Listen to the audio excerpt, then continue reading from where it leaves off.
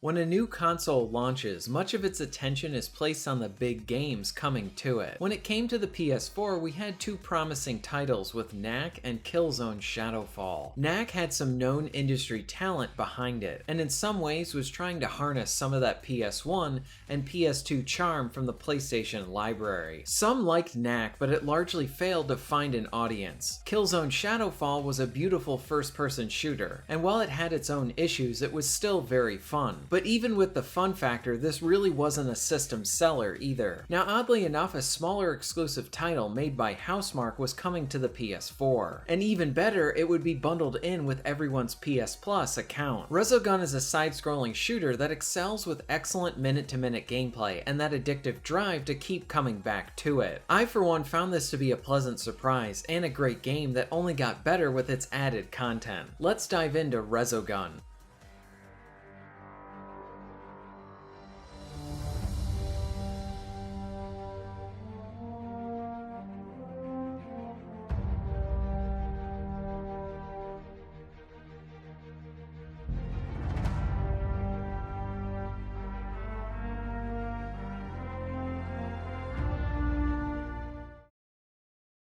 Resogun is the very definition of a game that puts most of its focus into the minute-to-minute gameplay. Yes, from a visual and audio standpoint, the game looks great even to this day, and with all of the additional modes, there's plenty to enjoy. But where many modern titles would try to interject loot-based and grindy-like unlocks to keep the player hooked, Resogun is much more old school in its execution. Create a great set of gameplay systems that hooks the player through its action, rather than what new shiny object they can earn. The drive would come from improving the player's skill, bettering their performance, and ultimately increasing their score. Package this in with a few modes that change up the base formula, with an added addition of online and offline co-op, and this is easily one of the best games on PlayStation systems.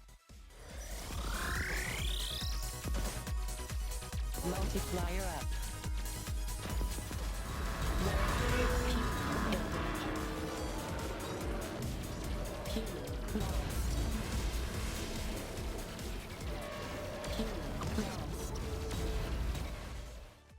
When it comes to the basic action, it's very easy to pick up and understand, but there's a lot of skill that goes into bettering yourself for this experience. You can control a ship and you can either go left, right, up, or down. The stage is set up as one big sphere, and you can continually fire your weapons to the left or right, and unlike your movement options, you cannot directly fire up and down. There are two important charge bars on your ship that you need to pay attention to. So let's start out with the boost. The boost is great for getting out of a tough spot, along with being used to clear a group of enemies. While in a boost, your ship moves much faster and you can pass through both bullets and enemies. With a simple touch, most enemies will be defeated. At the end of a boost, you will produce a small explosion that is great for an area of effect clearing move. The boost is your main means for defense since you are practically invulnerable while using it, but it is also the best way to zip around the map if you need to grab a power-up or save a human from dying. So there is a bit of risk and reward with using it. You can use it at any time as long as you have a full bar of it. This means that you can opt to use a longer boost to take out more ships, but you'll need to wait longer to use it again. Or you can use it in shorter bursts, meaning that you won't have to wait long to use it again, and giving you a nice defensive option whenever you need it. Much of the game's skill comes into how you can manage your boost.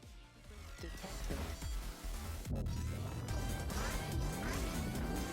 Multiplier up. Multiplier up. Now, the boost is not your only tool in your set. The other bar that you need to pay attention to is related to your overdrive. As you defeat enemies and hit them with your boost, you will increase your overdrive. Once this is full, you can unleash a powerful attack and obliterate almost anything it hits, and do a lot of damage to bosses as well. Lastly, you have a limited amount of bombs, and this completely clears the screen starting right from where your ship is. This should be used as a last resort since you do not get many of them. Much of the minute-to-minute gameplay is a fun dance between knowing when to use your boost, charging your overdrive, adapting to changing enemies and situations, along with rescuing humans. In the main arcade mode, you have a few goals: general survival, rescuing humans, and defeating the end-level boss. You need to keep an eye out for the green enemies known as keepers. They are only on screen for a bit, and once you're alerted to them, you need to quickly figure out how to take them all out. Once a set of them are defeated, then a human is released from their cube. At this point, you need to find the escaped human, pick them up, and bring them back to the drop-off point. Rescuing the humans can greatly make or break your run through the arcade mode. Each time you drop them off, they will drop a variety of pickups like improvements to your boost or overdrive, along with more points and a few others. Now the tricky part with the keepers is that you need to take them all out before they leave the screen. If they leave the screen, then the human will die. Or there will be times where you'll have a set of keepers where you need to destroy them in a certain order. For example, there might be a set of them flying around in a pattern. One will be green while the others will have a red tint to them. You need to destroy the green one first and then go on to the next one that lights up green. If you accidentally destroy a red one, then you will fail to destroy this set of keepers and the human dies. On top of this, when a human is wandering around, a new set of enemies will try to come in and abduct them. In many cases, you will need to try and rescue more than one of them. You can throw them into the drop point along with shooting humans to juggle them around. After this point, you'll need to contend with a boss, and they provide nice climactic encounters for the end of the stages. At launch, this was the main mode, and it was and still is really good.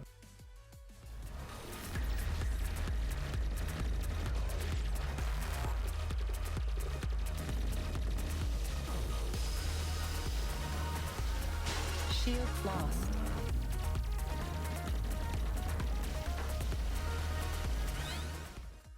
Now you can choose a single level and just play through one of the campaign missions if you so choose. Another thing to note is that levels change significantly with a change in difficulty, from speed, enemies, and general feel of the level. Following the launch of the game, more modes were added. Survival is a fun horde mode. You only focus on gaining power-ups, and it has a nice build-up to it to create a more challenging experience. Protector is sort of like Resogun gameplay mixed in with some roguelite elements. You only have one life, and you need to take humans back to the main base. After you rescue a few, the map will flip, and then you need to rescue a few more. Rescuing the humans will net you with increased stats to your ships, with the useful power-ups along with some new ones to use. Protector is like a survival mode with a few twists, like being able to improve your stats. The map flipping helps to keep things interesting with the visual change, new enemies popping in along with the mini-bosses. Demolition adds in a brick breaker sort of element. Essentially, you are armed with a blast that you would usually see at the end of a boost. Your goal is to destroy as many things as possible while hitting balls that will also help you destroy stuff. You only have one life, and this flips much of the main game on its head. You are engaging with the game in a new way, requiring you to lean on one means to attack. Lastly, Commando is very different from anything else since you are not in a ship. You are on the ground and you need to protect your house while also trying to not get hit. You have access to a dash, a jump, and a few bombs to use, along with earning exclusive power-ups for this mode like the minigun. The best part about this mode is how your character will yell out with a hilarious impression of Arnold Schwarzenegger.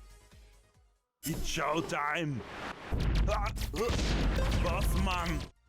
Now, most of the modes can be played in two-player co-op, either offline or online. Demolition is the one mode that you cannot play together, but you can engage in a fun head-to-head multiplayer, where you are trying to destroy each other's houses. Resogun is simply an awesome game that comes packed with modes to enjoy. Each one has their own ins and outs, and that means that you could spend hours trying to better your skill with that specific mode. The added bonus of being able to experience the entire game with a friend is great as well. From a visual and audio standpoint, and especially for a PS4 launch title, this looks and sounds like a stellar game. Here are a few tracks from the game.